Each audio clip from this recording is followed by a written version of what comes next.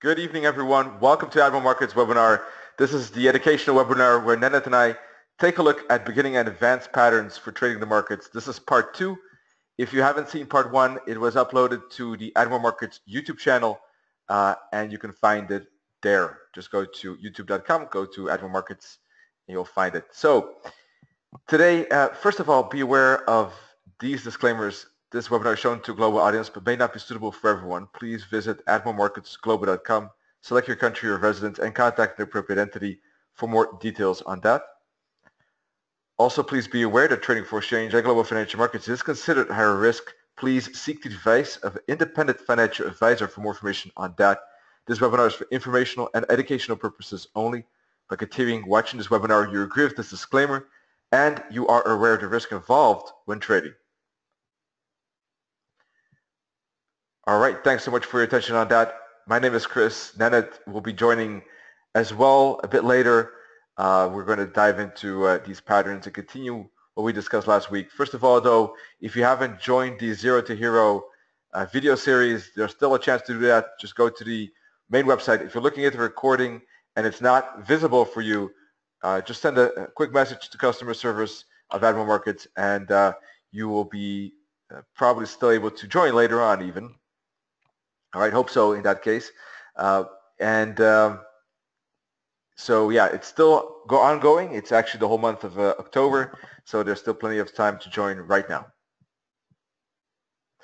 All right, so last week talked about 3 things basically that form kind of the triangle within within analysis.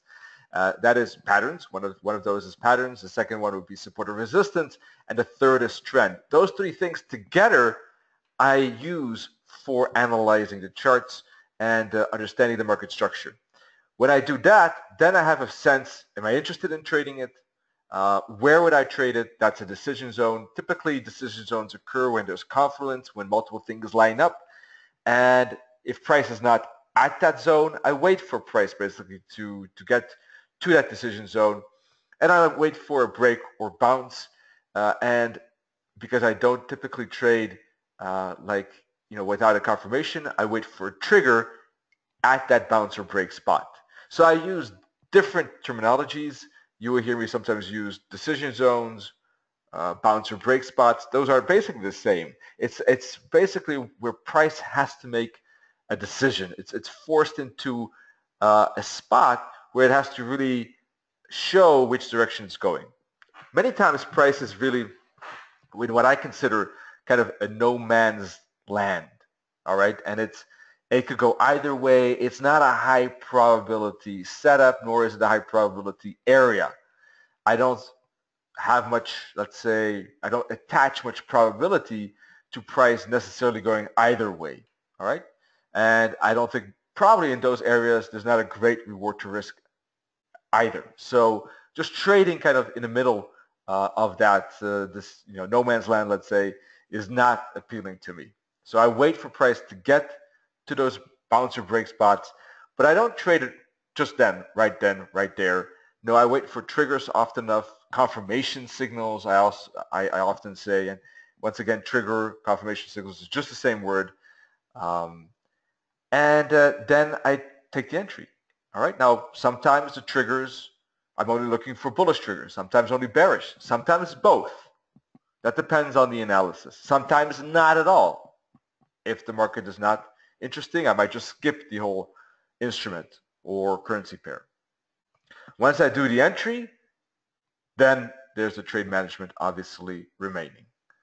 So this is how I approach it. This is discretionary trading. This is what I like the most. Now, there are plenty of systems out there that basically use parts of these things. They also say wait for this and this to happen, right? That's also basically waiting for a trigger to occur. But in my case, I have it in such a way that I do more analysis and there's more case-by-case decision made. A system would have a bit more stricter rules when to enter the market. For instance, Nenad uses CAN-MACD system, ACU system, and I occasionally use it too. But I also use my wave analysis as a primary way of analyzing. So this is also driving my decisions as well. One of those patterns that I often refer to. So with that said, let's take a look at an example. I know I was talking a lot about maybe a bit about theory. So let's take a look at some charts. I actually want to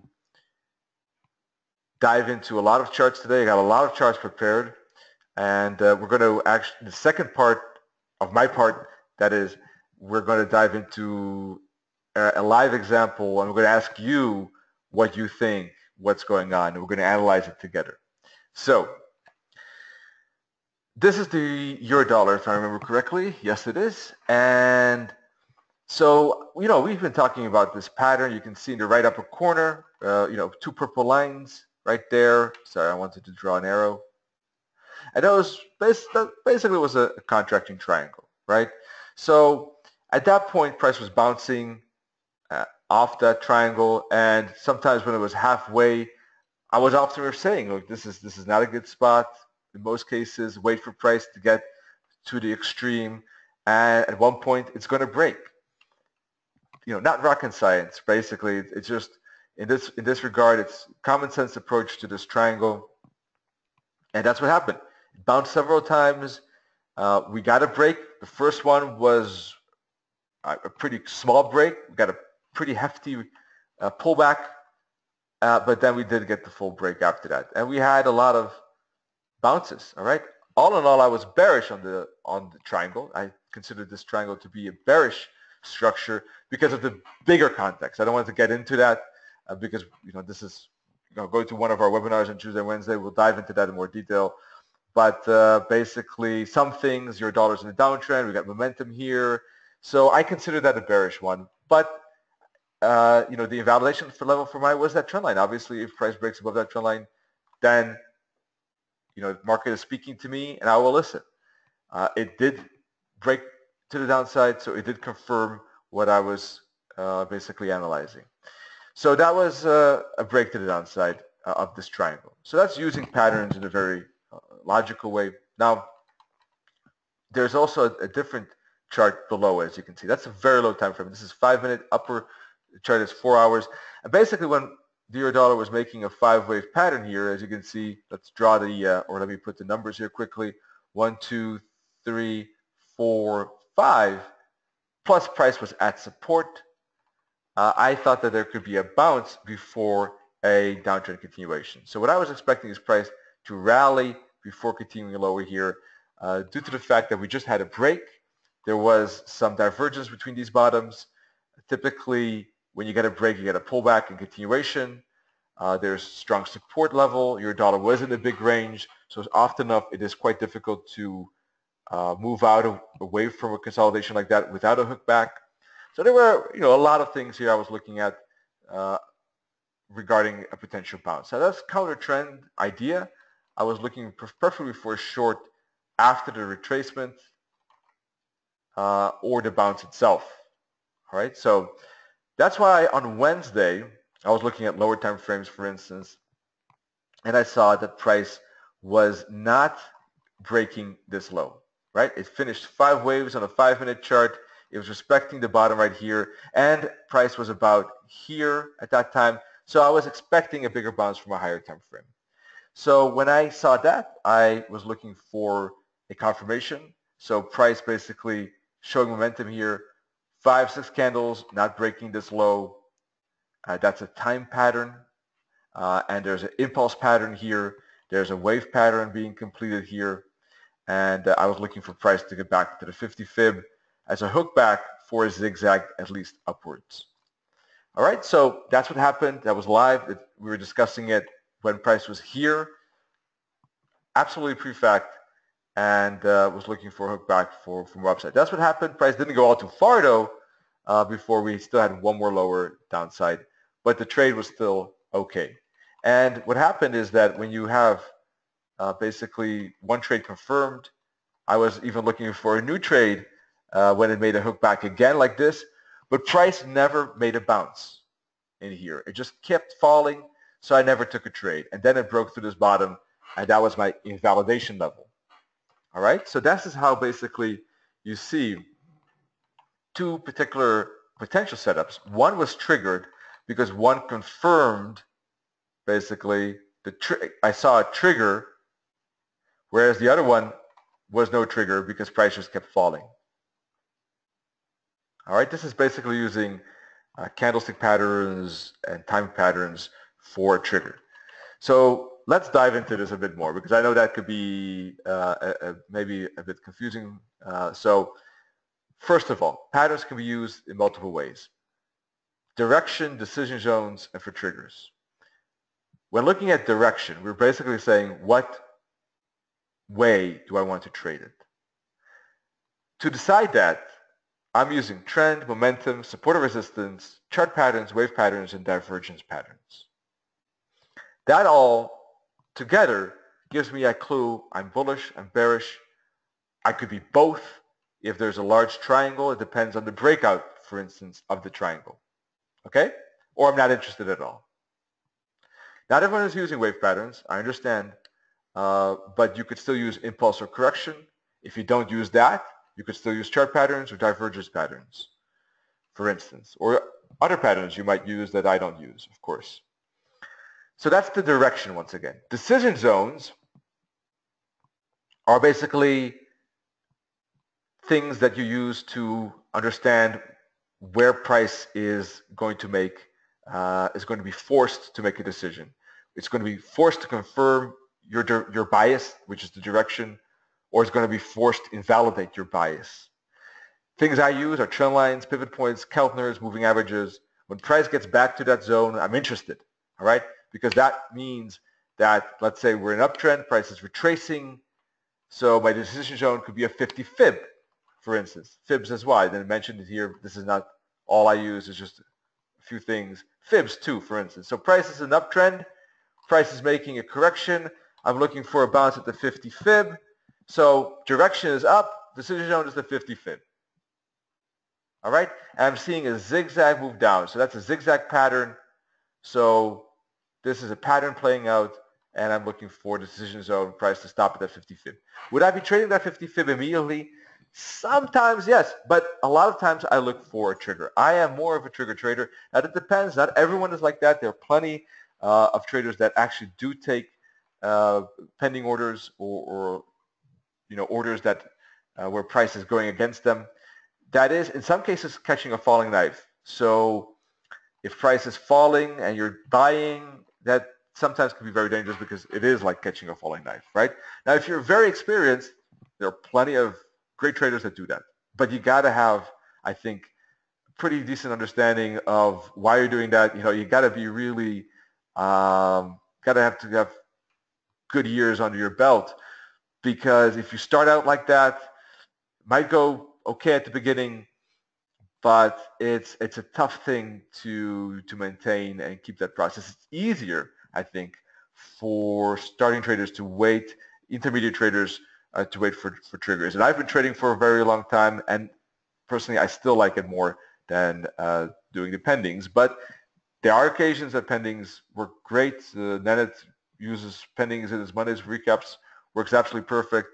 I like triggers a lot, but sometimes I do also use pendings. So triggers could be Fibonacci patterns, time patterns, and candlestick patterns. Now, don't have time to explain all of these. Candlestick patterns, most of you know. Time patterns, maybe less of you, but these are basically things that confirm whether price is bouncing or breaking at the decision spots, or is it invalidating what we were looking for. That's kind of like giving us that last kind of confirmation or invalidation.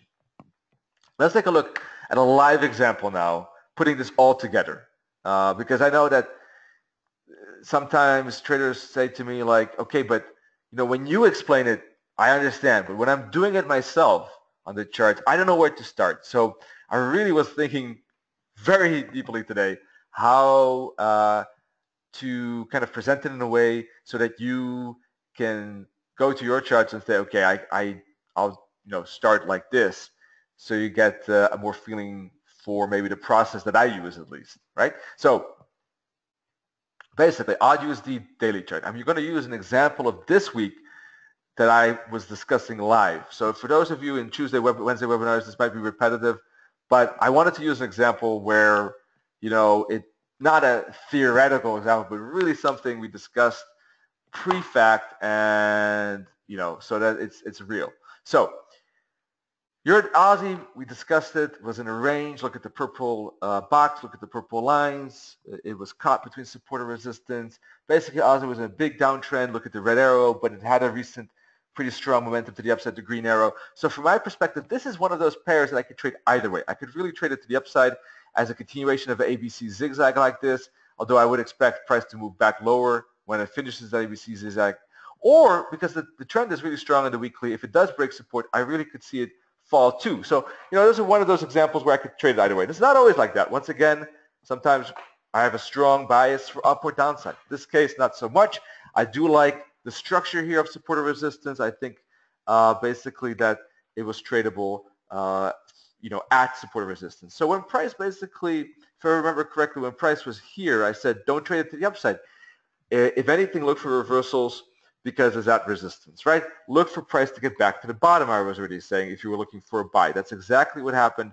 And on the Monday recap, I was already warning somewhere here, look out for 75. That's where I want to buy, right? Right here. When price was there, Monday recap, that's where price was. I said I wanted to go a bit lower, and I will buy at close to 75, 75.10. That's where the support is. That's what I did. I did buy it myself. And price made it all the way up back to the top. So, using this analysis is pretty simple. Just looking at patterns, bounce trade here, bounce trade here. That's basically what happened with the Aussie. So that's the context here. Now, if you look at the 4-hour chart, this was the daily chart, by the way. If you look at the 4-hour chart, when price was approaching support, right, we already had the bounce to the downside here, so price was making it lower. So what happened? We got divergence pattern on a 4-hour chart. All right.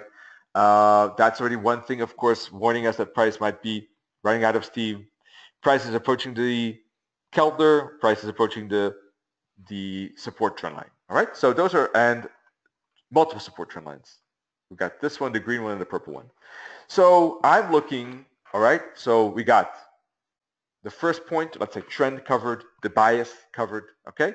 The second, or bias is the wrong word, but let's say the market structure first, or the trend, right?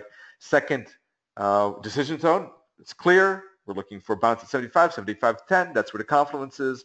And then the next one is the trigger. So as the price is falling, we see bearish candlesticks, right? So at that point, there's nothing really confirming to me that there's a bounce close by. Actually, there was one candle here. I did not take a trade based on that candle, but I did take one long. That was early. I got a long I took 2 longs in this area. One was a loss, one was a win. All right, I'm open book here. The first one was a loss of 20 pips or so. The second was a win of 70-ish, 68 or so, I think. All right, so that's fine. The first one I took a bit early. I used a tighter stop loss. I think maybe in retrospect that was too tight. But anyhow, so it was not based on this 4-hour candle, though. It was based on the lower time frame. In any case, we basically, this was not the full confirmation as yet, but we did get it here, as you can see. Look at this 4-hour engulfing twin. Boom. That's the trigger. That's the confirmation of a bounce. And look at the upside after that. All right. Now, on lower time frames, on the hourly chart, we saw wicks on the hourly. That could have been a fine trigger as well. We saw a strong bullish candle. Look at this master candle, as Nenad would say, Mariposa candle, I think it's also called. Strong candle, strong close into low, strong close into high. So this is basically candlestick patterns here, candles at work on 4-hour, on hourly chart in that confluence zone. We see not only 4-hour divergence, we see 1-hour divergence patterns. So you see how you kind of combine all these things on lower time frames. But the point is that you first start with the trend, the market structure, then you look for the decision zone, and then step 3 is basically the trigger. And for all of these steps, I use different tools. For market structure, I was using trend lines and trend and chart patterns. For the decision zone, I was using trend lines. I was using let's see, trend lines, trend lines and Keltner and basically divergence, right? And for the trigger, I was using candlestick patterns. Always for triggers, I use candlestick patterns very strongly. That's my key thing here. Always candlestick patterns, but time patterns too. Time patterns too. So those are the two key things, and fibs. All right. So now that was the first trade I took down in here. I closed it up in here for those 68-ish pips. And the reason why I hanged in there was that price was showing momentum. Candle highs were continuously showing higher highs. Every 5 to 6 candles, I use time factor as well. 5 to 6 candles each, with every time a candle posts a new high or low, new high in this case with an uptrend, every 5 to 6 candles, I got a continuation of the uptrend. I got a continuation of that momentum. As you can see here, I'm good to go. I still patient. I had patience with this trade because of that. And I actually took the trade out there because on lower time frames it was showing that there could be a pullback. It was Friday and I didn't want to keep the trade over the weekend. Sorry, that was here actually. All right, so now after a small pullback, it still continued, but that had to do with personal factors. I just could not monitor that trade Friday that much. I was not going to be behind the PC as much. So sometimes you got to deal with those things too. I saw that it was basically the optimal point on lower time frames to exit. So I did that based on time factor too. It took still 6 to 7 hours before it actually moved up higher. So I thought it was okay. But anyhow, as you can see, there was momentum up. So price still making small flags, small pullbacks, but continuing higher. Then 1 week later, Monday open, on the Monday weekly video, I was saying, this is a triangle. We got momentum here. If it breaks resistance, we got a continuation up to the resistance trend line. That was all part of that same analysis. I know that in this case, in this particular scenario, you could say that price is in the middle here. And from that point of view, I understand fully if someone would say, no, I don't think that was a good moment. I can see that. I was still okay with this because of the momentum riding behind it and the pattern. And I thought the break, there was a good chance that price was going to retest the top of the triangle, if not break out this time. All right? So that's why I thought it was still a good trade where there's that black arrow. Once again, this is all live. Weekly Forex recap was pre-fact too. Okay? So basically, I said good candles, good candle close, good candle break above this trend line right here. That's the trigger. So same structure. All right? Same kind of, same decision, no, different decision zone. This triangle here, and the trigger again was a candlestick. All right, so this was one setup, this was another setup, and then Wednesday, last week Wednesday, I said Tuesday I said don't go long here because it's at resistance. If there's a strong candle close, we might go. I shouldn't say we. I might think about going long. But I'm not going to trade it there because Tuesday I said it's going to go in consolidation because it's right at the resistance trend line. It has to pause. It's exactly what it did. We got where I have the green arrow here, where I have the blue arrow or the green circle right there. That's why I said it. Even before the first consolidation started and we got the consolidation box. Then I said Wednesday when the consolidation box happened, okay, listen, this isn't in bounce territory. But if we get a 4-hour candle that's bullish, the fifth candle, we're talking specifically about the candle here on the right where there's the black arrow here. If that one is bullish, I said, there could still be one last push up, but it doesn't have a lot of space. That had to do with higher time frame resistance levels, divergence between these tops as well. Okay? So you see, the thing is that the consolidation box right there could have been a reversal sign as well. All right, I'm not saying it couldn't because it was at strong resistance. We bounced a lot of times beforehand in the past. But I said I want to see this fifth candle be bearish before that is probably going to happen. And we get a bounce, probably something like this back to the bottom, a three-wave like that. But if that candle is bullish, the one with the black arrow here, all right, this is 4-hour chart once again. Here's 1-hour chart, all right, then there's still a good chance of a follow-through. So we got a good 1-hour candle here, we got a good 4-hour candle, a retracement, and that one push indeed happened. And that had to do with the fact that we had momentum, sideways zone, momentum. All right. So we didn't get the confirmation of a bearish bounce there, in my opinion. But we did get a confirmation of a potential bullish continuation. The daily candle was not great. The daily candle was not great, but it was still okayish to consider that, that there could be a continuation. So as you can see, based on patterns, bounce trade, continuation trade, breakout trade there, no shorts, skipped shorts, potential long right there. All based on patterns and yeah, basically catching some good trades, to the upside and not taking the reversal trade. It was invalidated. Also very important. And here you see once again the 4-hour chart here, the engulfing twins. Basically, this breakout was also a good 4-hour candle here. And here, the confirmation of the 6th candle, this was 5th, 1, 2, 3, 4, 5, 6th candle being bullish. All right, so that will also help that the multiple time frame, 1-hour, 4-hour charts.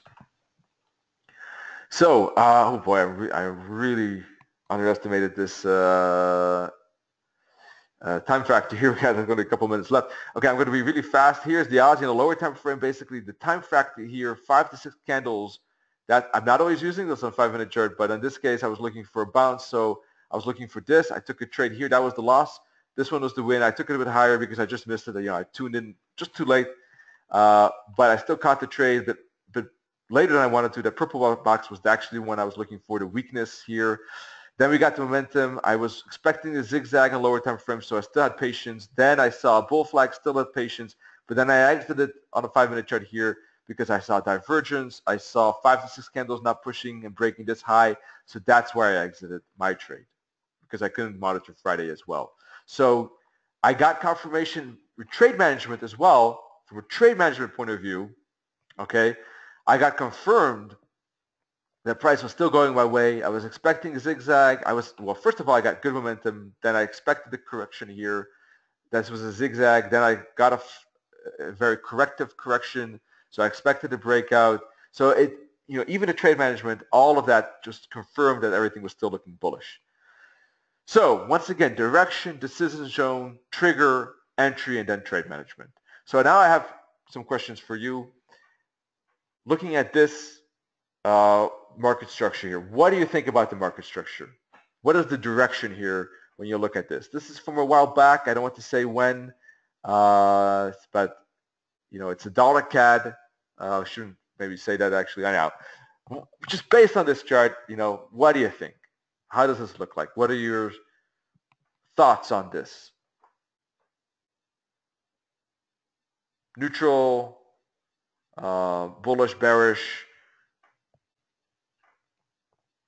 When you look at support and resistance, when you look at trend, when you look at momentum, and you look at wave patterns, chart patterns, divergence patterns. I know there are a lot of things. Maybe I should have narrowed it down a bit in the questions. But what do you see here regarding this? After this Q&A, then Nenad is going to take a look at his part of the patterns. So first, maybe what trend is it? Let's start with trend. So Marcus says uptrend. Does anyone agree with this? This is an uptrend.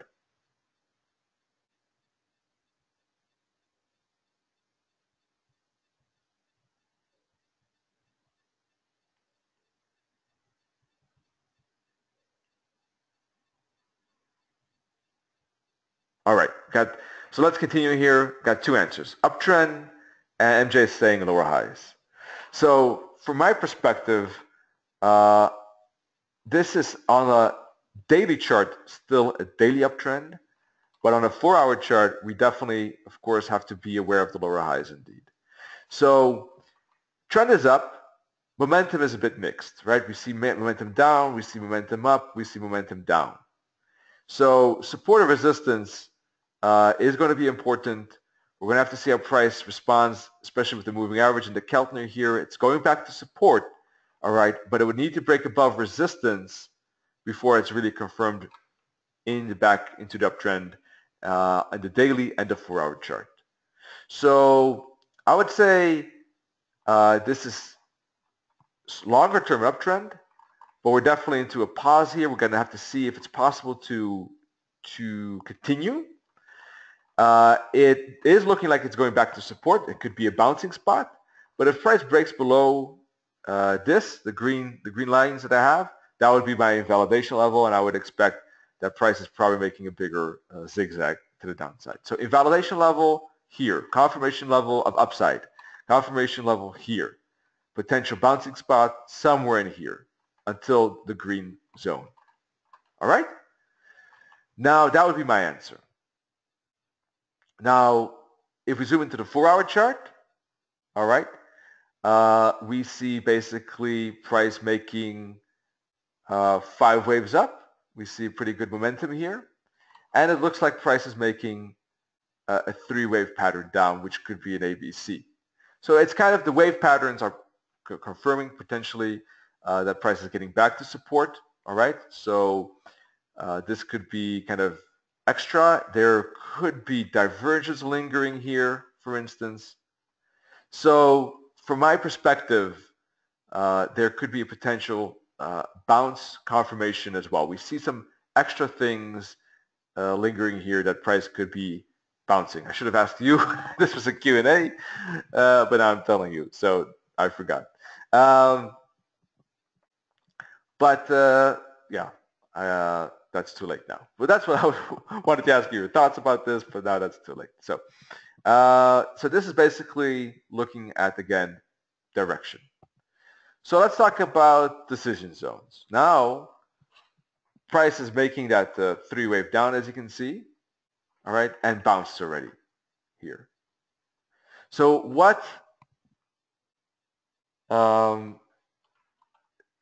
of things do you see in this chart at this moment that would be interesting for you to observe when you look at this chart? Maybe that's too wide of a question. I'll narrow down the questions next time. Anyhow, I'm running out of time. So what I saw is basically a 3-wave zigzag here. There's divergence. Basically, we had momentum already, candles here. We had time factor, 5 to 6 candles not breaking this low. And we're already, of course, expecting the bounce. So this could be the hook back for at least a C wave up, if not a bigger wave up. All right, so that's why putting a fib on that bounce, looking for a bounce here could make sense. So if that happens, I can zoom into lower time frames here and look for another bounce. All right, so what happened? Basically, we were looking at it here. We got a massive rally here in this case. And part of that rally, part of this rally, we have the green circle. Look at that here. And basically, you can see candlestick patterns at support, Keltner and moving averages. You can see bounces right here. And you see a strong breakout too. Eventually, of course, price will not be bouncing but breaking out. That's the part here where you got the impulse acceleration. That's this part. Basically, eventually, price breaks above the Keltner. In this case, it was bouncing at the bottom, still respecting the resistance Keltner, but eventually it broke out of basically this channel as well, and it started to show more impulse. All right, so this was basically the decision zone, the pattern at the decision zone, and here you had, let's say, triggers, potential triggers at the last kind of step, the triggers at those decision zones. So what happens if it's invalidated? So let's say dollar yen, talked about the bullishness for a long time, finally materialized. Recently it was correcting a bit, right? So what happens if it's validated? I was looking for a bounce at 61.8 fib at the trend line, I saw momentum here. I saw correction like this. So I was looking for a bounce. Now, from my perspective, the break below this trend line, that was an invalidation, and the break above the triangle was a confirmation. Now, I still said that even if price breaks this trend line, I still expect price to bounce lower. So no matter what, I was bullish basically, unless it broke below, I don't know, even this blue zone. All right. So I was bullish. Now the decision zone was here, or here, or here. I had 3 decision zones, and I was looking for triggers. There were some triggers here, right? So that was a trade. Price broke below the trend line, so it broke through my decision zone, first decision zone, and fell further. But it didn't totally remove my direction. So my bias was bullish. My first decision zone was here, but it broke, so I had to look for my second. That broke, so I had to look for my third decision zone. You see, the direction stayed the same, but each decision zone got invalidated. There was a trigger at the first zone, but there was no trigger at the second, and then later on there was a trigger at the third. So 2 setups here, two trades, but not the third because there was no trigger. So when in this case patterns get invalidated or confirmed, it depends. If they're invalidated, sometimes there is no setup. Sometimes in this case, as you can see, my direction, in this first scenario, my direction was bullish. My decision zone was triggered. So this did not happen. This did not occur. That happens. I showed a couple of examples here where my analysis went okay, right? Went very well, in fact. But that's not always like that, obviously. So sometimes the direction doesn't play out, the decisions don't play out, the trigger might not even play out as well. So not always is this a picture perfect example like the Aussie the last few weeks that we were discussing live. So the dollar yen is one of those cases. So that depends then on am I in that trade and how do I manage the trade if I lose on that setup. So with this example, I had plenty of time to reduce the risk because the trend line got broken very choppily. I had plenty of time to put the stop loss below it because my decision zone was here. It got respected. Price was stopped at the decision zone. I saw triggers at the decision zone. So, plenty of space to move the trade to a smaller risk. All right? So, yes, a loss, but a small one. Now, the second one didn't get triggered, so nothing lost on that. And the third one got triggered at the decision zone. The direction was still up, and decision zone was still up. Trigger happened, and this one is working out fine. So sometimes my point is that things are not going to shape out as expected. Then I still use trade management, etc. And I keep using the new info, still following the same kind of structure here, direction, decision zone, trigger, for making decisions about entries and trade management. All right, and if it goes well, then hopefully the trade, ends up in profit. If it doesn't, then hopefully I manage. Well, obviously losses happen, but hopefully the wins are on the long term bigger as they should, and I manage occasionally to keep some of those losses smaller, which just adds up. So this is how I treat invalidation levels. Some cases these things happen. So this is one of those examples. So I'm way over time here. Let me hand it over now to Nenad. He's going to take a look at some more of these patterns. So let me switch the screen here and say hi, Nenad. How are you doing?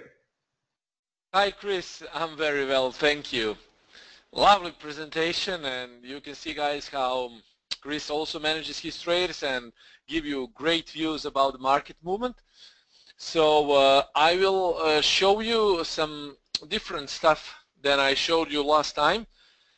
For example, I will start with Euro Australian dollar yesterday trade setup and analysis. That was the example of M bearish pattern, and M bearish pattern is one of my favorite bearish patterns that usually plays out fine if we see a lot of confluence where M bearish pattern is. Then we will go mention standard patterns, then we will move on to hook reversal top, hook reversal bottom, cup with handle, F shape, V-shaped reversal or diving board, 1 to 3 bullish N, inverted N, and megaphone. Okay, those will be the patterns that we will cover today. And first, let me start with the example of yesterday, Euro Australian dollar. Here you can see Euro Australian dollar and double top shaping up. And well, if you see this chart, this is what we actually got, and you could have made 100 pips with this. Yeah, I got the message on Forex Factory, actually, a trader that I know like 6-7 years ago. He was one of my very avid followers, and he said that he made 100 pips. And actually, well, yes, I did trade this, but I personally didn't make 100 pips. I mean, I closed my trade for some 30-40 pips, but still it was a good one because actually this is what I like to see. I mean, I like to see when these technical patterns have been and are respected. First and foremost, it was very clear, guys, here that this was bearish, right? Because we had a channel, we had a zigzag, and that was a slowdown. Here, actually, this is where M started to shape up. So this is, you see, the leg, it goes down, then another leg up, and another leg down. And here, this is M. It looks like leaned M, but it's still M. And here, this is a trend line. Trend line was broken, and just after the analysis, I mean, I think a couple of hours after, it went down, it dropped like a stone. So you can see a lot of confluence here, POC point that has H3, also it was daily pivot point, and definitely a trend line that was broken. So it all was accounted for M bearish breakout, and that, you see, that is a scholastic example of M bearish pattern. Now, standard patterns are those that we usually try to spot and use. So head and shoulders, rectangles, channels, flags, symmetrical triangles, descending, ascending triangles, pennants. Wedge, this is rising wedge, wedge continuation bearish, triple top wedge, bullish wedge, that is descending wedge, triple bottom, double top. You know, all of these patterns are very common, so we don't need to explain them deeper. The only thing, guys, what I would like to add is that I teach you to trade head and shoulders from this spot, not like classic analysis is telling you to do. And also, when you see like inverted head and shoulders, we want to trade around this level is the bottom of the right shoulder. So if you do it like that, I mean, you will probably get much earlier in trade than to wait for the breakout of the neckline. That might be a lagging trigger. So you know that we also have both lagging and leading triggers. Leading trigger is actually the zone. So when I place POC zone, it is the leading trigger for an entry, because as soon as the price gets in the zone, we pull the trigger. Leading trigger also can be a sort of candlestick, but candlestick can also be a little bit lagging, because, guys, sometimes you will see a huge hammer of support. And now if you want to buy, sometimes this can be, especially on 4-hour time frame, this can be 60-70 pips, so you would be pretty much late in the trade. And yesterday, if you were watching the price, it happened with Australian dollar yen, because at the close of New York session, Australian dollar spiked from trend line, and it was like 60-70 pips. It was a big spike, and the problem was that it was even, yeah, it was like 70 pips. And if you got, this was a clearly long signal for some people, right? But it was like 70 pips from support. So institutional traders got pretty much early in the trade, while retail traders joined and probably lost their trade, because during Tokyo, Hang Seng Index was really, it dropped by a huge percent, and it dragged Australian yen down. I already explained that equities and indices have a strong impact on yen currencies, and Hang Seng went down, and Australian dollar yen also was drowned with it. So the problem is with candlesticks, sometimes you need to incorporate it probably on lower time frames. I say probably because I trade POC zones or divergence or trend line breakouts, but I really don't trade these kind of triggers on higher time frames, because it can create a huge lag between the signal and a trend line. So having said that, it's important to say that these breakouts can be traded. There are three ways to trade breakouts. Usually those are, as I already explained, breakout pullback, or breakout retest, and breakout pullback continuation. Sometimes you will see that there is a fake out. Instead of fake out, you can do nothing except for reverse the trade by applying a fake out strategy. So these are standard patterns. Okay, also scallops. Scallop is also a standard pattern. It's like J-shaped. You see, it has a J shape in it, and if it makes another swing above this, here you have usually a buy signal. Most of these patterns I use within the confluence concept, and I don't use it as pure triggers, but more as confluence concept, because those triggers, those confluence triggers can give me a better entry. So if I see a confluence zone here within this scallop, I might say that we have the zone for entering a trade, and I might actually take an entry, as I did with M, bearish on Euro Australian dollar, because it was the part of the confluence. So some people trade this as immediately when this neckline is broken, they tend to go long, or immediately when this trend line is broken, they also tend to go long. I simply don't do that, because I want always to get as early as possible in the trade, because I always say you need to trade like banks, okay? You need to trade like institutions, not like most of retail traders. Hook reversal top, also it's a very, very tricky pattern. So it's a trickster, because many people would think, okay guys, this is where I will go, right here. I will go long. And this happens very, very often in Forex market. Price respects the trend line, making thrust and pullbacks in trend direction. But when it reaches resistance, this is what happens usually. It makes another lower high, and usually it will go down. So pay attention to this, guys, because this can save your day. So if you're long, and this is the sign for you to exit your trade, and this is the sign for you not to enter another long, because if this is resistance and this is dark cloud pattern here, you don't want to counter that. You don't want to fight with resistance, because now people usually will start exiting from their longs around these levels, these zones, and it is usually a retracement or a reversal. If retracement is big enough, it can turn into reversal. So you don't want to go close long when the price is close to resistance. You want to short into resistance or buy into support. So this is the sign for you not to enter a trade, and this is what will usually happen. Same with bottom.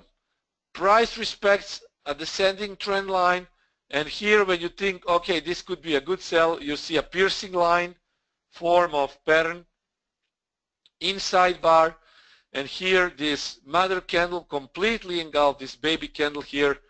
This is the sign that price might reverse, because here also signs of potential buyers.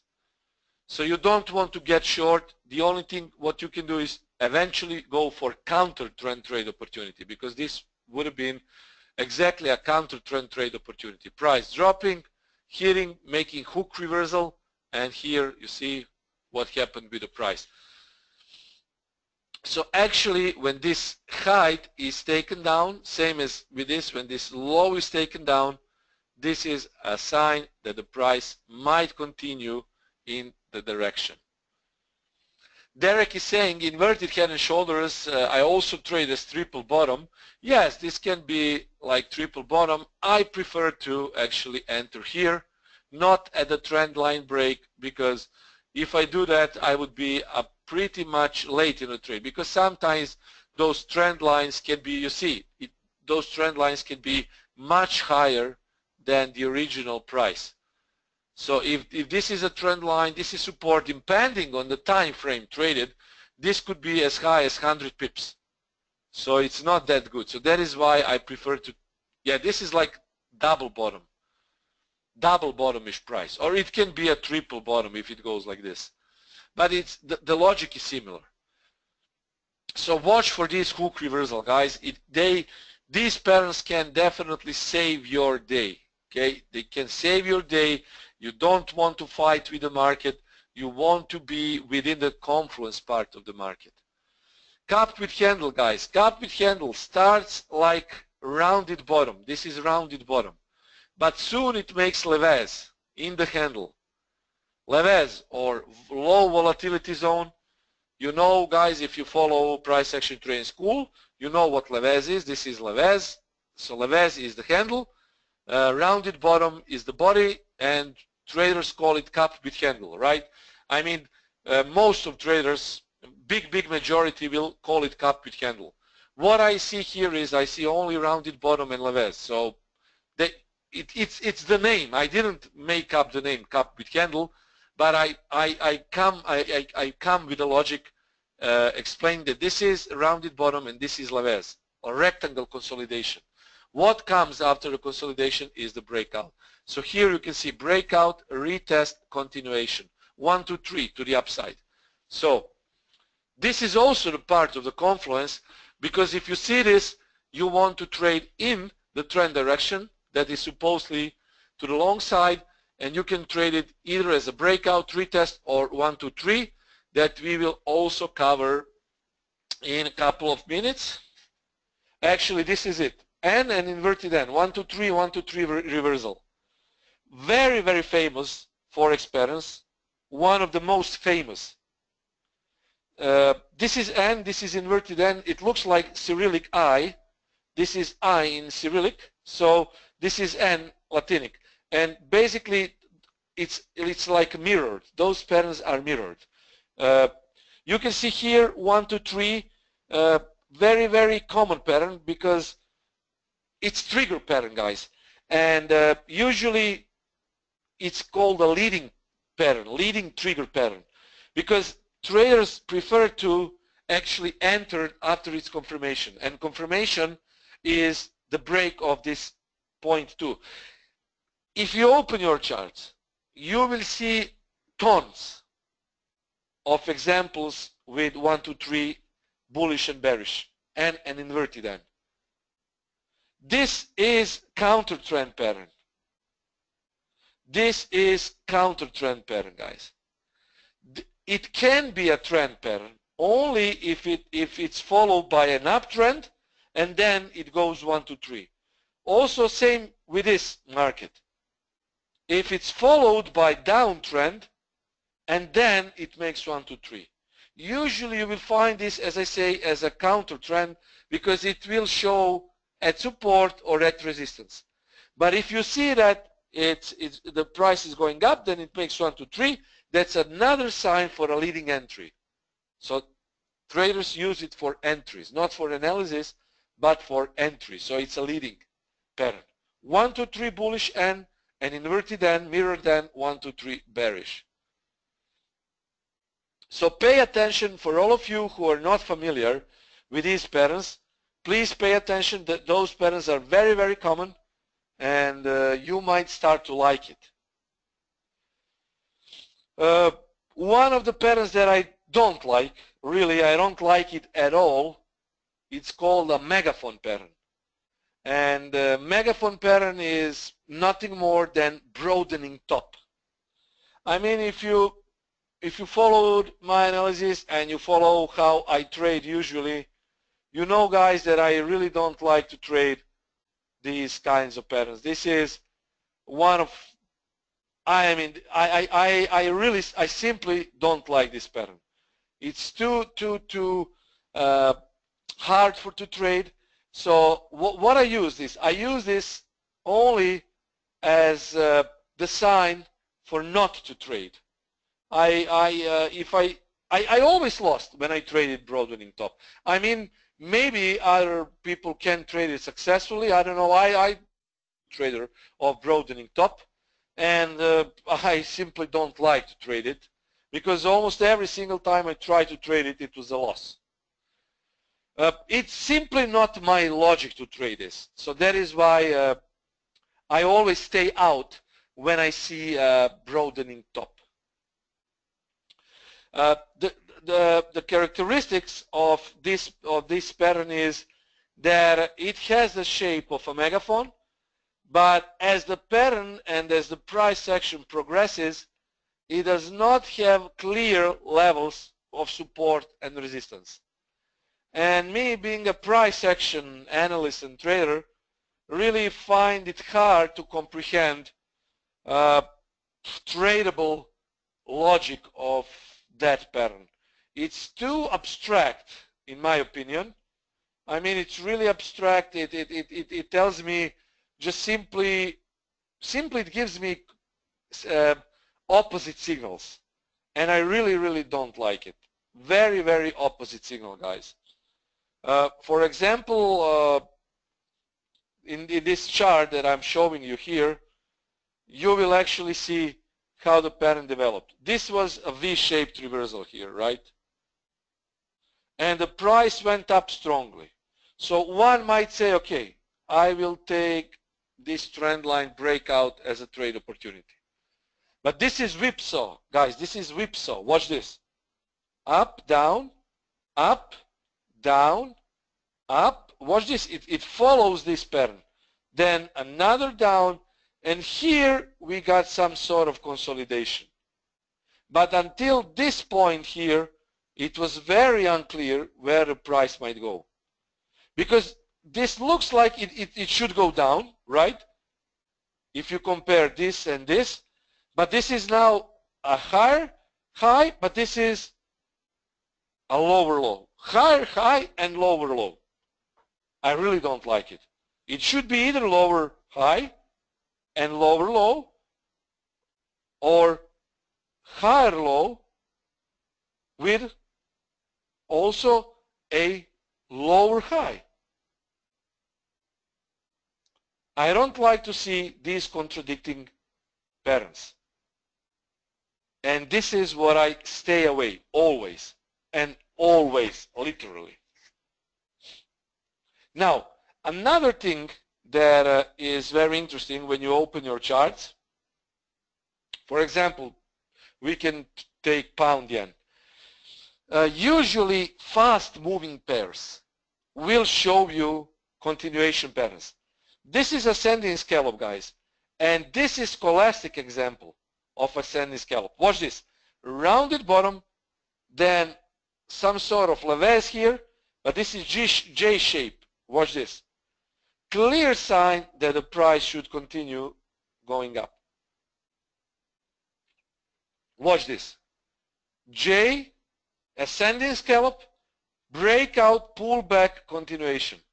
When you see this, it's usually a sign that the price should proceed in trend direction, and it's characterized by fast moving pairs. Head and shoulders rooftop, guys. Watch this. Left, head right, also a rooftop. It looks like a rooftop.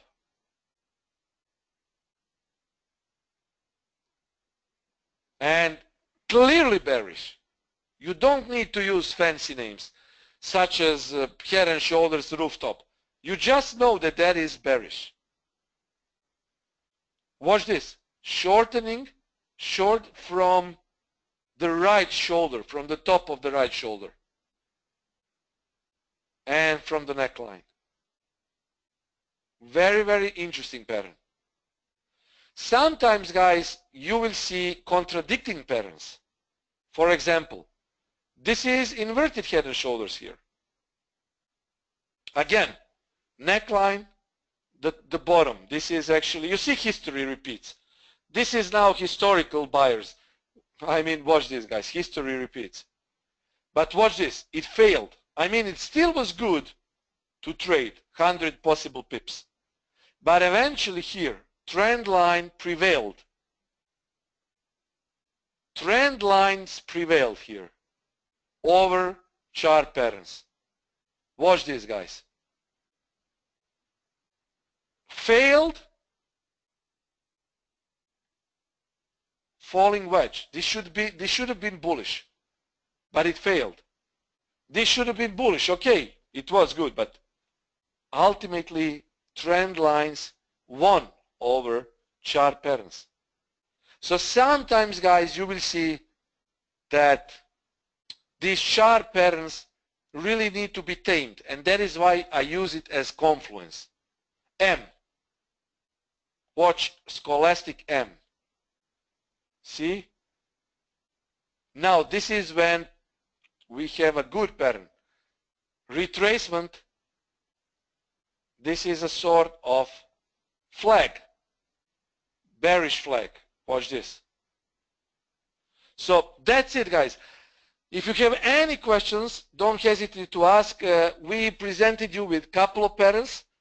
I mean, not couple, but most of those basic and advanced patterns. My advice is to use it as a part of the confluence, not to naked trade it, because naked trading is, you need a good money management to actually trade naked, and it's not for everyone, but it can be learned. But here, actually, we teach you how to use confluence to have a better chance to enter successfully in the market. So I don't see any questions. Then we wish you guys a great week ahead. Tomorrow I expect price to move much higher than today, because today it was sluggish price action. Tomorrow we will see some bigger movement presumably. And next week we hope to see you on our next set of webinars. Thank you guys for listening. We wish you a great week and day. Cheers and talk soon. Trade safe.